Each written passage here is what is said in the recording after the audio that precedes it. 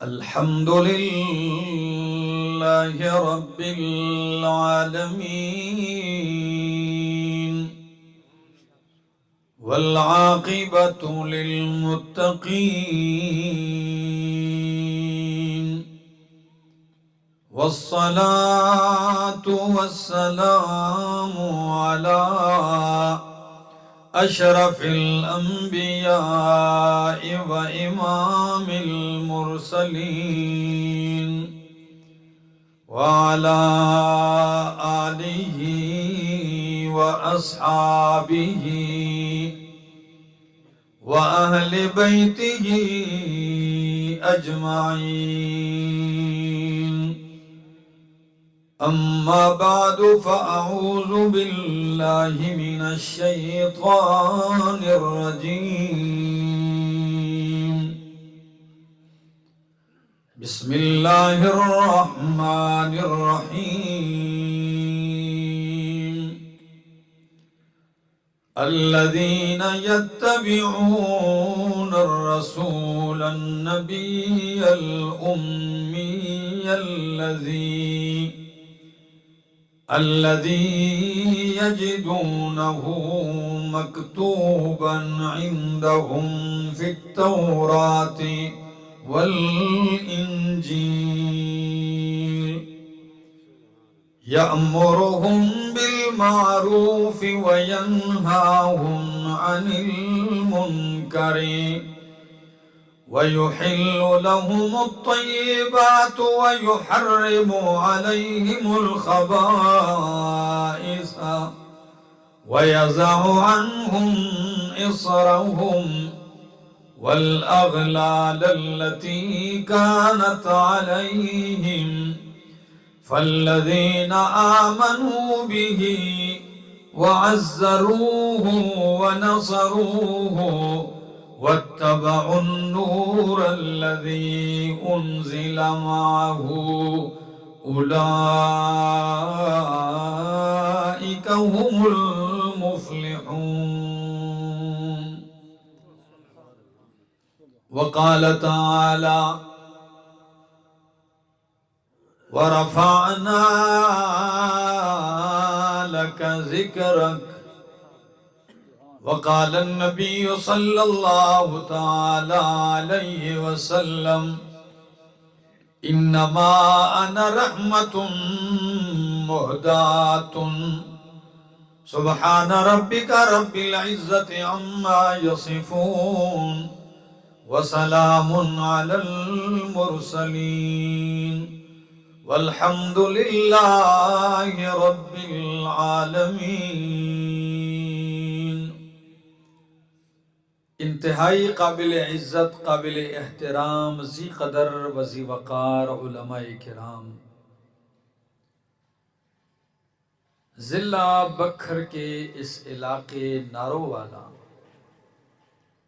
اور گرد و نواح سے آئے ہوئے میرے معزز مکرم دوستو، السلام علیکم. دعا اور التجا ہے دربار الہی کے اندر کہ اللہ مجھے 100% حق اور سچ کہہ سکنے، سمجھا سکنے کی توفیق نصیب فرمائے، اور بعد ازاں مجھے اور آپ سب کو اس پر عمل کی بھی توفیق نصیب فرمائے. مجھ سے قبل آپ دو اہم بیانات سن چکے. حضرت مولانا عبدالستار صاحب حفظہ اللہ کا، اور ان کے بعد حضرت العلامہ مولانا احمد شعیب خان صاحب حفظہ اللہ کا. اللہ ان دونوں حضرات کے علم میں، عمل میں، زور بیان میں مزید برکتیں عطا فرمائے. میں اختصار کے ساتھ وقت کے دامن کو دیکھتے ہوئے اپنی گفتگو سمیٹوں گا اور آپ لوگوں کی توجہ کا طلبگار رہوں گا. تاریخ انسانیت جب سے انسان وجود میں آئے ہیں اللہ نے پیدا کیے ہیں، لاکھوں کروڑوں نامور لوگ گزرے ہیں، متاثر کن مؤثر کن شخصیات گزری ہیں، جنہوں نے دنیا کے دھارے کو تبدیل کیا ہے، لوگوں کے قلوب اور اذہان کے اوپر ایک گہرا اثر چھوڑا ہے۔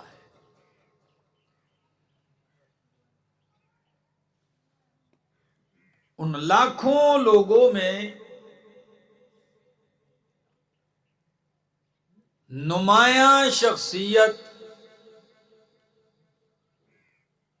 اور سب سے اعلی شخصیت امام الانبیاء محمد الرسول اللہ صلی اللہ علیہ وسلم ہے۔ اس صفحے ہستی کے اوپر بڑے بڑے انقلاب برپا کرنے والے لوگ گزرے ہیں، تحریکوں والے بادشاہ گزرے ہیں، سالار گزرے ہیں، فوجی رہبر گزرے ہیں، لیکن جو تبدیلی امام الانبیاء محمد عربی صلی اللہ تعالی علیہ وسلم لائے، اس کی مثال نہیں ملتی۔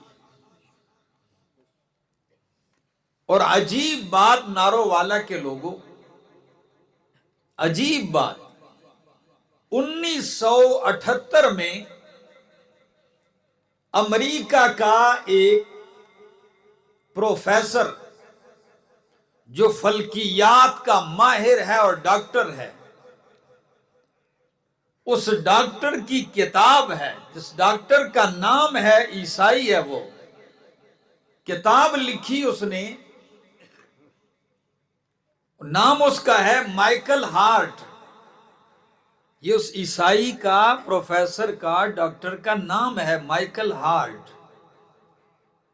اس مائیکل ہارٹ نے 28 سال اپنی زندگی کے لگا کر تاریخ انسانیت میں جو سب سے زیادہ متاثر کن شخصیات گزری ہیں ان کی فہرست تیار کی ہے، اور تاریخ عالم کے ان انقلابی اور متاثر کن شخصیات میں 100 آدمیوں کا انتخاب کیا۔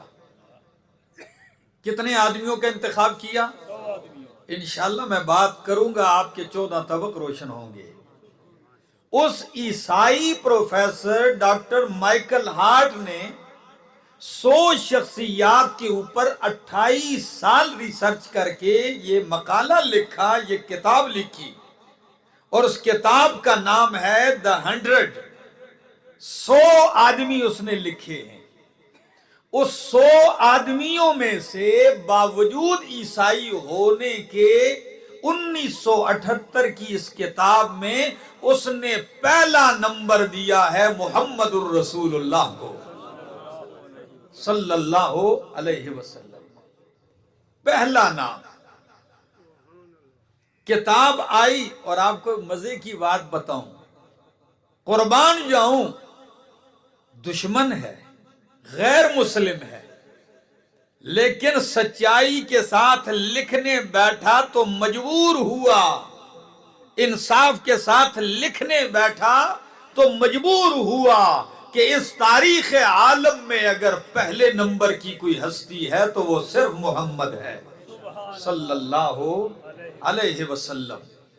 اور 52ویں نمبر پر نام لکھا ہے ان 100 میں سے، تاریخ انسانیت میں 52ویں نمبر پر نام لکھا کہ جس شخصیت نے کائنات میں انقلاب برپا کیا وہ میرے محمد کے غلام فاروق اعظم کا نام لکھا۔ واہ عمر، کیا شان ہے رضی اللہ تعالی عنہ۔ اب آپ سوچیں گے کہ قرآن ہوتے ہوئے آپ مائیکل ہارٹ کی کتابوں کے حوالے کیوں دے رہے ہیں؟ کیا ہمارے پیغمبر صلی اللہ علیہ وسلم ان کی تزکیوں کے محتاج ہیں، ان کی تعریفوں کے محتاج ہیں؟ نہ میرا دوست، بات یہ نہیں ہے، بات یہ ہے کہ اپنے تو تعریف کرتے ہی ہیں، مزہ ادھر سے سننے کو آتا ہے جدھر سے مخالفت ہو رہی ہو، تعریف اس زبان سے ہوتی ہو تو مزہ آتا ہے۔ اور عربی کہتے ہیں نا والفضل ما شہدت بہل اعداء، فضیلت تو یہ ہے کہ دشمن بھی گواہی دے۔ اب جب مقالہ آیا تو وہ جانتا تھا کہ میں تو عیسائی ہوں، خود میرے مذہب دین والے کہیں گے کہ اپنے پیغمبر کو تیسرا نمبر دیا اور مسلمانوں کے پیغمبر کو پہلا نمبر دیا، تو پتہ ہے کیا کہا؟ جواب سنیے، کہتا ہے آپ مجھ سے پوچھ سکتے ہیں، سوال کر سکتے ہیں کہ میں نے اپنی اس کتاب میں کائنات کی اس عظیم ہستی کو محمد عربی صلی اللہ علیہ وسلم کو پہلا نمبر کیوں دیا ہے؟ کہتا ہے سوال آپ کرو گے، میں جواب دوں گا کہ دنیا میں جتنے بھی انقلابات برپا ہوئے ہیں ان میں دو قسم کے لوگ ہیں، کچھ نے دینی انقلاب برپا کیا، مذہبی انقلاب برپا کیا تو دنیاوی اعتبار سے ناکام رہے، مذہبی اعتبار سے کامیاب ہوئے تو سیاسی اعتبار سے ناکام ہوئے ہیں، اور کچھ دنیاوی اعتبار سے انقلاب برپا کرتے تھے، دینی لحاظ سے صفر تھے، لیکن ایک ہستی ہے جو دین اور دنیا دونوں اعتبار سے مکمل طور پر کامران ہوئے، وہ صرف محمد ہیں صلی اللہ علیہ وسلم۔ دوسرا جملہ وہ لکھتا ہے، ذرا سنیے، دوسرا جملہ وہ لکھتا ہے، کہتا ہے انقلابی لوگ بہت گزرے ہیں اس دنیا میں، لیکن جن جن لوگوں نے دنیا میں انقلاب برپا کیے ہیں میں نے بڑی ریسرچ کی ہے، اور ریسرچ کے بعد میں اس نتیجے پر پہنچا کہ اگر وہ انقلابی اپنا وہ انقلاب برپا نہ کرتے تو وہ انقلاب ان کے بغیر بھی برپا ہو جاتا، وہ نہ بھی لاتے وہ انقلاب خود بخود آ جاتا، حالات ہی ایسے تھے، لیکن جو انقلاب محمد عربی نے برپا کیا ہے رب کعبہ کی قسم وہ محمد کے بغیر برپا ہو ہی نہیں سکتا تھا۔ وہ انقلاب محمد عربی صلی اللہ علیہ وسلم کے بغیر برپا نہیں ہو سکتا تھا، اور قرآن مقدس نے ہمیں بتایا کہ واقعی امام الانبیاء محمد الرسول اللہ صلی اللہ تعالی علیہ وسلم تاریخ کی عالم انسانیت کی وہ ہستی ہیں کہ جن جیسا نہ پہلے کوئی آیا ہے نہ ان کے دور میں تھا، آئندہ بھی ناممکن ہے۔ قرآن مقدس ان کی عظمتیں بیان کرتا ہے۔ میں نے آپ کے سامنے سورۃ اعراف آیت نمبر 157 پڑھی، قرآن کہتا ہے الذین یتبعون الرسول النبی الامی، الذین وہ لوگ یتبعون الرسول النبی الامی جو پیروی کرتے ہیں، اتباع کرتے ہیں اس رسول نبی کی، الامیہ جو امی ہے، الذی یجدونہ مکتوبا عندہم فی التوراۃ والانجیل، وہ نبی، وہ رسول، وہ نبی امی جس کو وہ پاتے ہیں اپنے ہاں لکھا ہوا تورات میں، انجیل میں۔ تورات اور انجیل میرے پیغمبر کی پیدائش سے بہت پہلے اتری ہیں، لیکن آپ کے آنے سے پہلے اللہ نے تورات میں آپ کا تذکرہ کیا، انجیل میں آپ کا تذکرہ کیا ہے۔ میرے پیغمبر کی تو شان ہی الگ ہے۔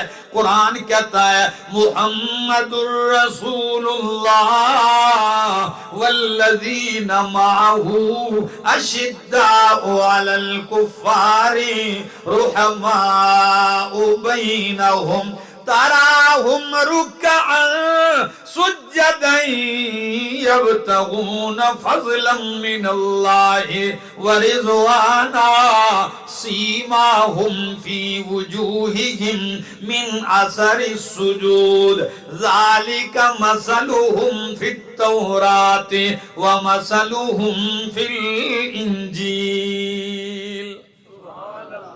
کہ محمد الرسول اللہ صلی اللہ تعالی علیہ وسلم کے صحابہ، ان کی نمازوں کے تذکرے، ان کے سجدوں کے تذکرے، ان کے اوصاف، ان کی مثالیں اللہ نے تورات اور انجیل میں بیان کی ہیں. تو میرے پاک پیغمبر کے تذکرے ان کی آمد سے پہلے اللہ نے شروع کر دیے ہیں. اور قرآن مقدس کہتا ہے وَرَفَعْنَا لَكَ ذکرک، میرا پیغمبر ہم نے آپ کا ذکر بلند کر دیا، آپ کا تذکرہ عام کر دیا، آپ کے چرچے عام کر دیے.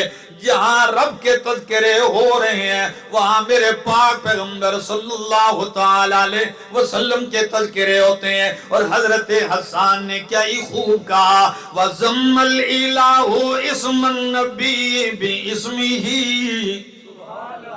وَزَمَّ الْإِلَٰهُ اسْمَ النَّبِيِّ بِاسْمِهِ اِذَا قَالَ فِي الْخَمْسِ الْمُؤَذِّنُ أَشْهَدُ وَشَقَّ لَهُ مِنْ اسْمِهِ لِيُجِلَّهُ فَذُو الْعَرْشِ مَحْمُودُ وَهَذَا مُحَمَّدُ. مانا تو سنیے نا وَزَمَّ الْإِلَٰهُ اسْمَ النَّبِيِّ بِاسْمِهِ، اللہ نے نبی کا نام اپنے نام سے ملا دیا. اللہ نے نبی کا نام اپنے نام سے ملا دیا.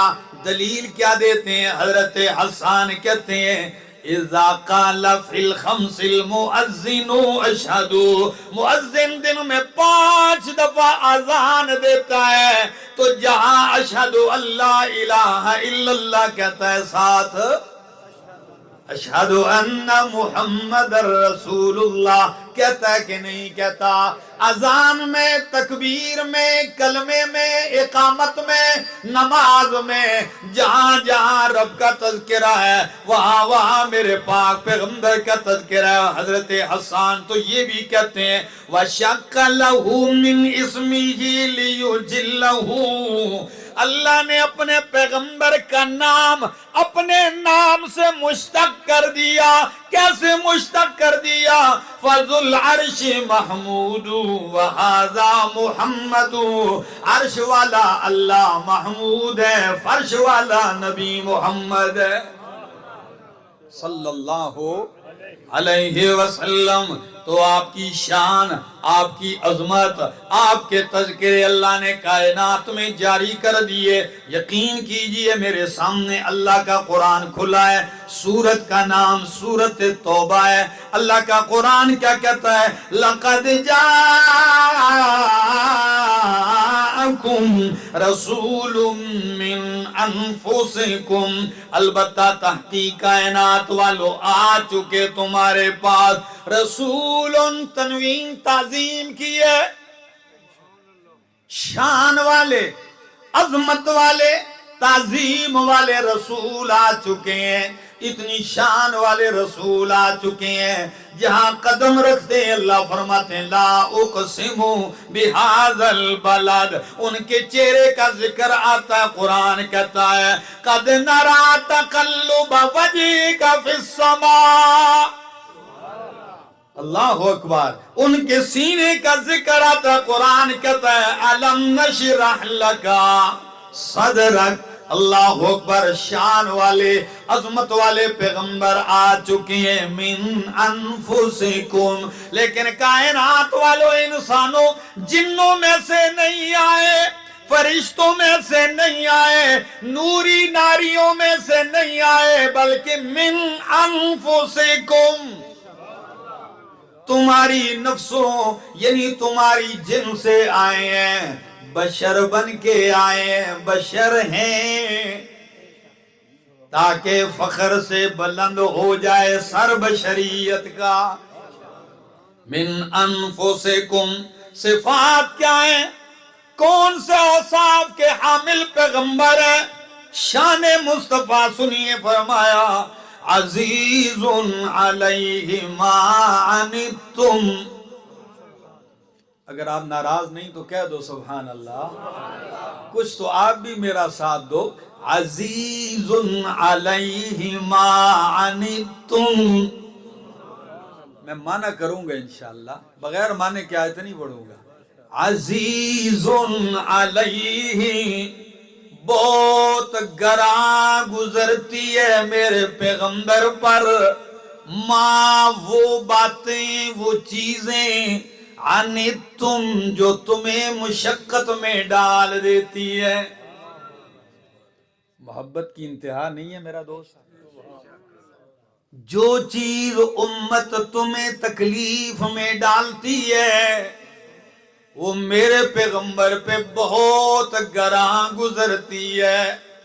حریص علیکم.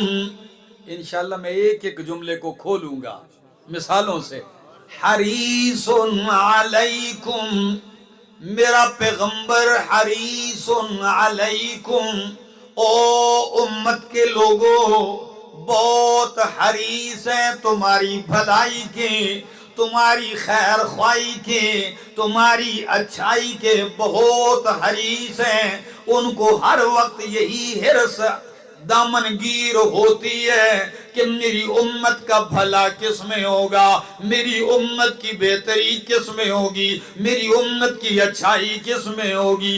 بالمؤمنین رؤوف الرحیم، مومنوں پر تو بے حد شفقت کرنے والے، بے حد مہربان ہیں.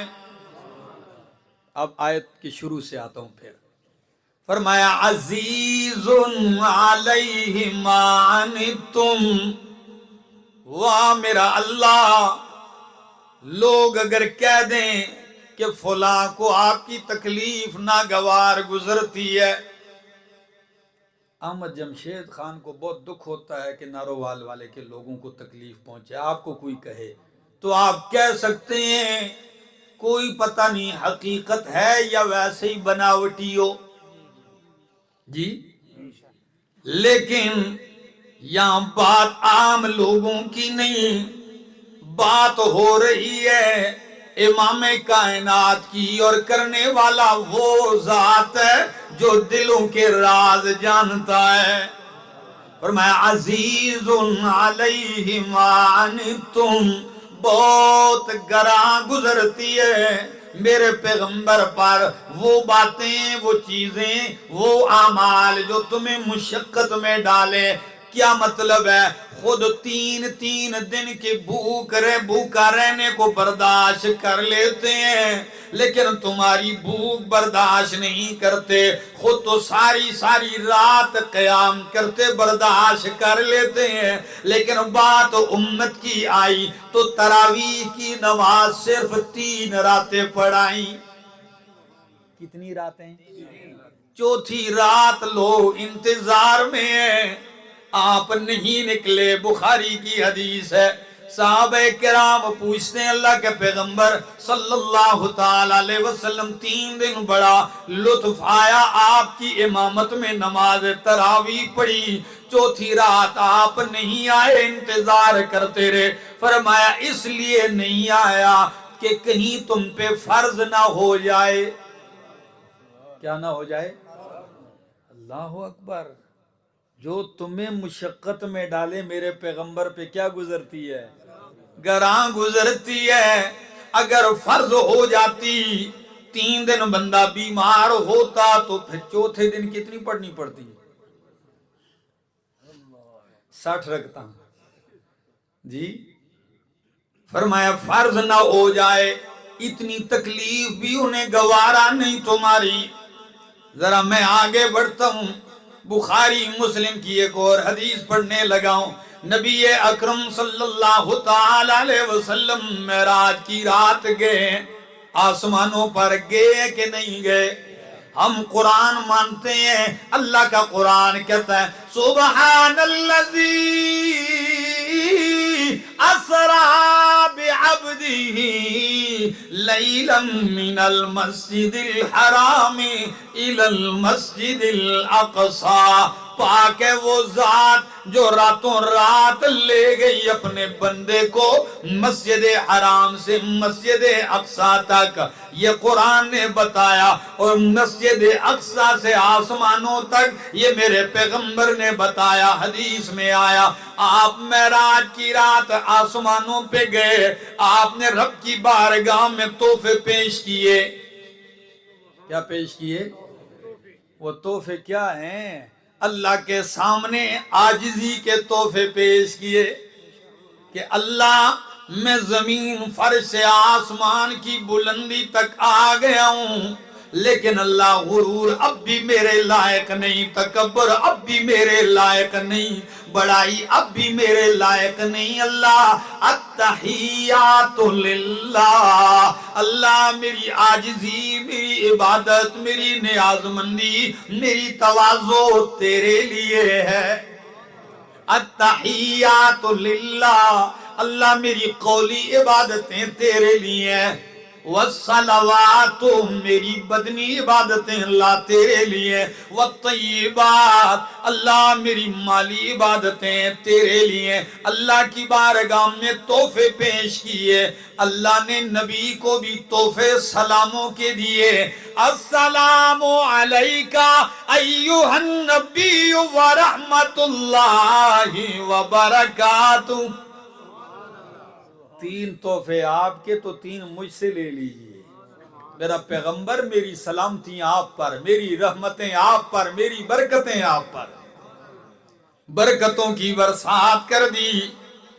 فرمایا صرف آپ کو نہیں, اپنی امت کے لیے مجھ سے خاص تحفہ 50 نمازوں کا لے جاؤ. کتنا تحفہ؟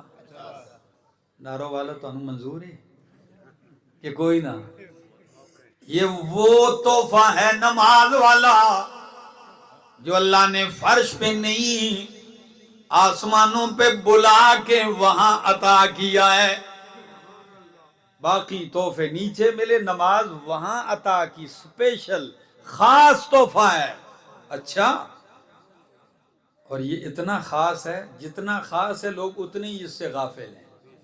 جی نبی پاک صلی اللہ تعالی علیہ وسلم فرماتے ہیں جعلت قرۃ عینی فی الصلاۃ, میری آنکھوں کی ٹھنڈک نماز میں رکھ دی گئی ہے. اللہ اکبر. اور ایک اور حدیث سنا دوں, جھوم ہی جاؤ گے. جھوٹی روایتیں نہیں سناؤں گا, سچی اور کھری سناؤں گا. نبی پاک صلی اللہ تعالی علیہ وسلم کا فرمان ہے, جب بندہ عام حالات میں عبادت کرتا ہے, قرآن پڑھتا ہے, فرشتے گھیر لیتے ہیں. یہ حدیث آپ نے کئی مرتبہ سنی ہوگی. اس محفل کو فرشتے گھیر لیتے ہیں. لیکن جب تہجد کے لیے اٹھ کے تہجد میں قرآن پڑھتا ہے, اس وقت فرشتہ کیا کرتا ہے؟ یضع فاہ علی فیہ, فرشتہ اپنا منہ نمازی کے منہ پہ رکھ دیتا ہے کہ تہجد پڑھنے والا جو پڑھتا ہے اس کے منہ سے جو قرآن نکلتا ہے فرشتے کے منہ میں پڑھتا جاتا ہے. یہ روحانی ایک نورانی مخلوق ہے فرشتہ. یہ حد درجہ محبت کی انتہا ہے. اور ایک اور حدیث سن لو, نبی پاک صلی اللہ تعالی علیہ وسلم نے فرمایا جب بندہ وضو کر کے نماز کے لیے آتا ہے, کھڑا ہوتا ہے, ہاتھ باندھتا ہے, اس کے گناہوں کو ڈھیر کر کے گٹھڑی بنا کے اس کے کاندھے پہ رکھ دیا جاتا ہے. کلما رکع وسجد سقطت, اس کے گناہوں کی گٹھلی اس کے کاندھے پہ رکھ دی جاتی ہے. جب یہ رکوع کرتا ہے گناہ گرتے ہیں, جب سجدہ کرتا ہے گناہ گر جاتے ہیں. نماز تو وہ جامع عبادت ہے کہ اس جیسی جامع عبادت تو ہے ہی کوئی نہیں. تو 50 نمازوں کا تحفہ ملا. آپ نیچے اترتے ہیں, موسیٰ علیہ السلام سے ملاقات ہوتی ہے. ملاقات کہاں ہوتی ہے؟ بولو، آسمانوں پر ہوئے، نیچے قبرستان میں نہیں ہوئی. ہاں یہ بات یاد رکھنا، آسمانوں پہ ملاقات ہوتی ہے. اللہ کے کلیم پوچھتے ہیں کیا ملا؟ جی 50 نمازوں کا تحفہ میری امت کے لیے ملا.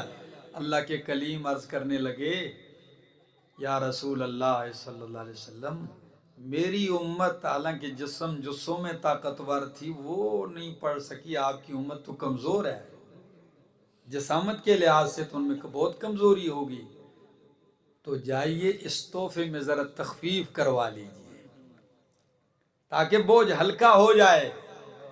نبی علیہ السلام فرماتے میں نے عرض کی اللہ 50 سے اس تحفے کا بوجھ ذرا ہلکا کیجیے. فرمایا 5 کم کر دی، پھر گئے 5 اور کم کر دی، پھر گئے، آخر میں یہاں تک کہ کتنی رہ گئیں؟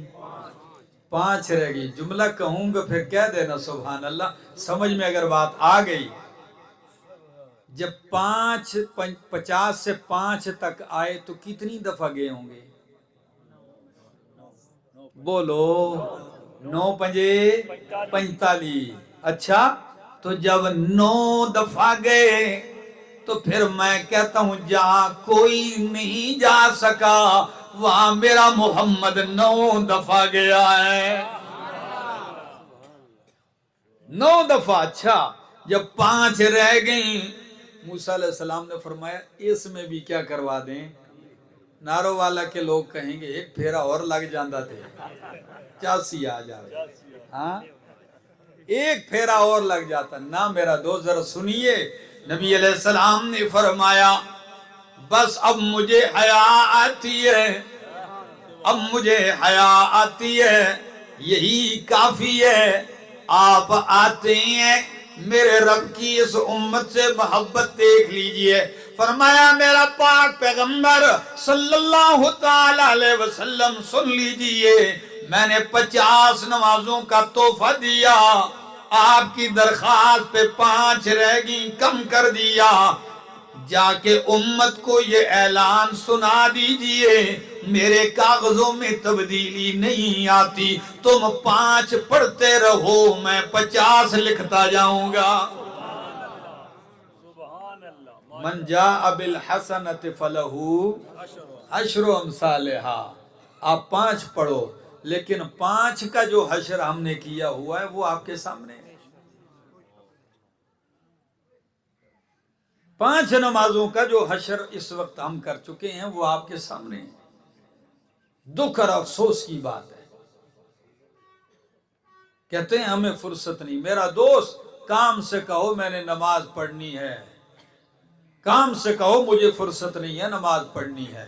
نماز سے یہ نہ کہو کہ نماز جائے کیونکہ مجھے فرصت نہیں. نہ میرا دوست تو بات کر رہا تھا عزیز علیہ ما عنتم، جو چیز تمہیں مشقت میں ڈالے میرے پیغمبر پر بہت گراں گزرتی ہے. ایک مثال اور دے دوں جی، حریص علیکم، تمہاری خیر بھلائی کے بہت حریص ہیں. تفصیل سے میں نہیں جاتا. طائف کے بازار میں کئی میلوں تک پتھروں کی برسات میں آپ جا رہے ہیں، سر کا خون پاؤں تک پہنچ گیا ہے. لہو لہانے فرشتہ آتا ہے جبریل بادل کے سائبان میں، نبی کریم سر اٹھاتے ہیں، جبریل کہتا ہے السلام علیک یا رسول اللہ، میں جبریل ہوں، وہذا ملک الجبال، یہ میرے ساتھ پہاڑوں کا فرشتہ ہے. آپ اشارہ کر دیں پہاڑوں کو ٹکرا کے طائف والوں کو ملیم میٹ کر دیا جائے گا، مٹا دیا جائے گا. آپ آرڈر تو کریں، اشارہ تو کریں. خون میں رنگین ہے، زخمی ہے، لہو لہان ہے. اور کسی سیرت نگار نے کیا یہ خوب لکھا، رجل غریب وحید بعید عن اہلہ ووطنہ، پردیسی بھی ہو اکیلے بھی ہو اجنبیوں میں بھی ہو. آپ میں کئی پردیس میں رہے ہوں گے، کیا حالت ہوتی ہے بندے کی پردیس میں. پردیسی اجنبی اور غیروں میں یوں پتھروں کی بارش سے چور چور ہو، اس وقت دل کی کیفیت تو یہ ہوتی ہے کہ اللہ ایک لمحے کی بھی مہلت ان کو نہ دے۔ جو رویہ ان کا تھا، 96 کلومیٹر کا پیدل راستہ طے کر کے آپ پہنچے ہیں، لیکن قرآن نے کہا تھا نا کہ یہ کوئی معمولی ہستی نہیں، عزیز علیہ ما عنتم حریص علیکم، خود تکلیف گوارا کر لیتے ہیں، تمہاری تکلیف برداشت نہیں کرتے، فوراً کہتے ہیں لا لا لا، اے جبریل نہیں، میں ان کی تباہی اب بھی نہیں چاہتا، بل ارجو ان یخرج اللہ من اصلابہم من یعبد اللہ وحدہ ولا یشرک بہ شیئا۔ میں اب بھی یہ امید کرتا ہوں اللہ ان سے ایسے لوگ پیدا ہو جائیں، یہ نہیں مانتے تو نہ مانے، ایسے لوگ پیدا ہو جائیں جو تیری عبادت کریں تیری توحید کے ساتھ۔ 1 مہینہ قبل تقریباً میں گیا تو عمرے کے لیے گیا، موقع ملا، طائف بھی چلا گیا۔ اس بازار میں گیا، نبی علیہ السلام نے جہاں ٹیک لگائی تھی اس ٹیک والی جگہ گیا، اس باغ میں گیا، ایک عجیب کیفیت میرے دماغ میں گھوم رہی تھی، ایک عجیب منظر سوچ رہا تھا، 14 صدیاں پہلے دماغ دوڑایا کہ گاڑی میں ہمارا اتنا وقت لگا ہے، پہاڑوں پہ چڑھ چڑھ کے تھک کے پہنچتا ہے، آپ پیدل آئے پیاسے، کس لیے؟ نوٹ مانگنے کے لیے، چندے کے لیے، کچھ اور مطالبہ تھا؟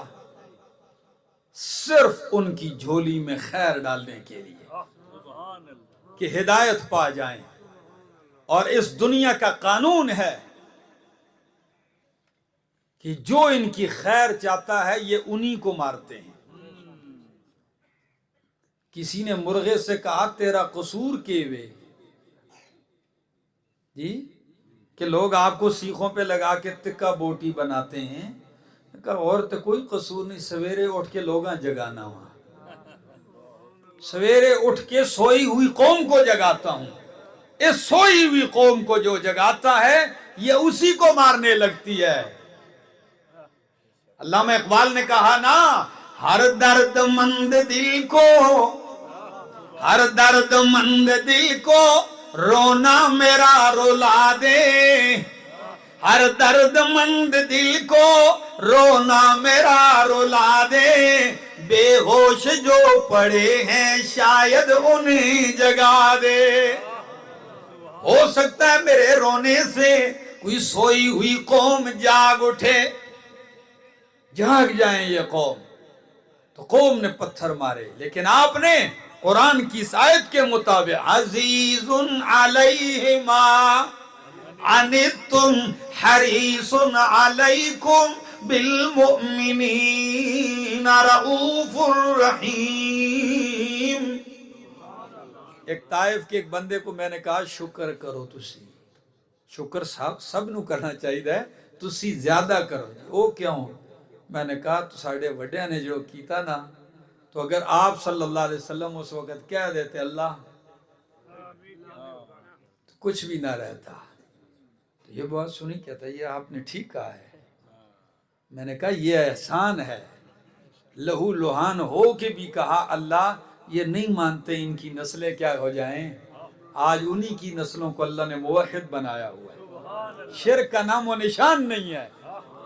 میرے دوستو آؤ توحیدیو اٹھو، تکلیفیں آئیں، مشقت آئے، دکھ آئے، برداشت کرو، انشاءاللہ آپ کے قبر کے نشان بھی مٹ جائیں گے، لیکن آپ کا پیغام چلتا رہے گا، چلتا رہے گا۔ اللہ کی قسم، اس صفحہ ہستی پہ بڑے بڑے لوگ آئے، نام بھی مٹ گئے، مال بھی مٹ گئے، مکان مٹ گئے، بنگلے محلات مٹ گئے، لیکن جن درویشوں نے رب کا قرآن ہاتھ میں لے کر محنت کی ہے ان کا مشن آج بھی زندہ ہے۔ 40 سال سے اوپر عرصہ ہونے کو ہے شیخ القرآن فوت ہوئے ہیں، لیکن کسی نے آج تک یہ نہیں کہا سابقہ شیخ القرآن، سابقہ وزیر اعظم تو کہتے ہیں لیکن شیخ القرآن آج بھی شیخ القرآن ہے۔ آئیے میرے دوستو، جس پیغمبر صلی اللہ علیہ وسلم نے اس انسانیت کو سنوارنے کے لیے اپنی ساری زندگی لگا دی، اس پیغمبر کے دین پہ غیرت کیجئے، سینے سے لگائیے، محنت کیجئے، یہی زندگی باقی، ملاقات باقی۔